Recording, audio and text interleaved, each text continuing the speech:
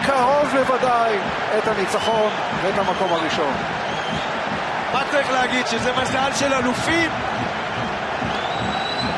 ככה לוקחים אליפויות, מנצחים משחקים בדקות שאתה הולך להפסיד אותם, ומי עושה את המבצע הזה? ההצלה הגדולה. חוגי על הדשא, הצליח להציל את הכדור עבור בית"ר ירושלים, והנה עוד שער! כן! עוד אחד של דור חוגי, 3-1 בית"ר ירושלים. כאן בגדול. ואתה יודע מה שני השערים האלה מלמדים אותנו? למה בית"ר היא מתמודדת רצינית ואמיתית על האליפות? כי יש לה ספסל. את כל השערי ניצחון עשו שחקנים שקמו מהספסל.